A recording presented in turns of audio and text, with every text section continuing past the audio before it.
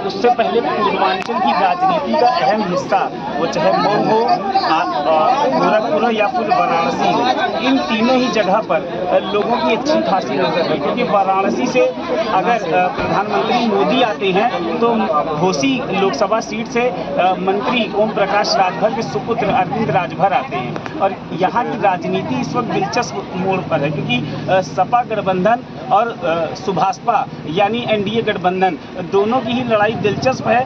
पूछते हैं अरुण राजभर, जो कि प्रवक्ता भी हैं सुभाषपा के, आखिर कितनी नज़दीकी लड़ाई है या कितनी मार्जिन से जीत दर्ज करते हुए नजर आ रहे हैं। अरुण, देखिए, चूंकि लड़ाई जो है वो दिलचस्प है, लेकिन चूंकि प्रधानमंत्री जी का भी दौरा लगा हुआ है, मुख्यमंत्री जी का भी, क्या लगता है उनके आने से और क्या प्रभाव पड़ेगा? देखिए, यह सुनामी चल रही है, मोदी जी की सुनामी चल रही है और यह सुनामी विकास की चल रही है। और जो माननीय मोदी जी ने विकास की गारंटी दिया है, उस विकास की गारंटी को पूरे 5 साल तक हर एक गरीब तक पहुंचाने के लिए, चाहे उनकी आवास की समस्या, पेंशन की, शौचालय की, नाली की, खड़ंजा की, पुल की, पुलिया की, शिक्षा की, स्वास्थ्य की, बिजली की, पानी की, हर एक समस्या के समाधान के लिए हम लोगों ने गारंटी दिया। और गरीबों को 10 साल के अंदर जो मोदी जी ने 80 करोड़ परिवार को राशन देने का काम किया है, गरीबों को 5 लाख का आयुष्मान कार्ड देने का काम किया है।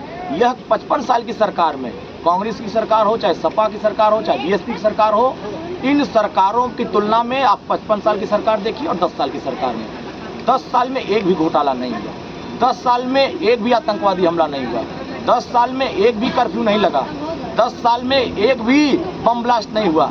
लेकिन 55 साल में सैकड़ों घोटाले हुए, दर्जनों बम ब्लास्ट हुए, तमाम दर्जनों बार कर्फ्यू लगे, दंगा हुए। एक तरफ देश की जनता सुरक्षा चाहती है, देश की जनता सम्मान चाहती है, भागीदारी चाहती है। इसलिए यहाँ की जनता, घोसी लोकसभा क्षेत्र की हर एक सम्मानित जनता ये फैसला कर चुकी है कि आने वाले 1 तारीख को हम लोग डॉक्टर अरविंद राजभर जी को जिता करके, यहाँ से हर बूथ पर जिता करके, देश के प्रधानमंत्री जी को तीसरी बार प्रधानमंत्री बना करके हम विरोधियों की जमानत जब्त कराने का काम करेंगे। बेरोजगारी, महंगाई और धर्म, ये क्या मुद्दा बनेगा? हमारे लिए विकास मुद्दा बनेगा। विरोधियों के लिए वो मुद्दा हो सकता है, क्योंकि वो हारने के कगार पर खड़े हैं, जनता उनको समर्थन नहीं दे रही है और वो हारे हुए छपटिया रहे हैं, बेचारे व्याकुल भारत हो गए हैं। अब इनको कोई मिल नहीं रहा है। जनता की समस्या समाधान करने के जब उनको मौका दिया गया था तो वो सफाई में बिजली भेज रहे थे। 3 घंटा पूर्वांचल में बिजली मिलती थी। यहाँ ट्रांसफार्मर जल जाता था तो 6-6 महीने, साल भर नहीं बदल पाते थे। लेकिन हमारी सरकार में बिजली भी पर्याप्त मिल रही है और ट्रांसफार्मर जल रहा है तो 48 घंटा और 7 दिन के अंदर हम बदल रहे हैं। तो जनता को सुविधाएं जो हम लोग डिलीवरी दे रहे हैं, आज जनता के बीच में करोड़ों लोगों को हम लोगों ने आवास देने का काम किया।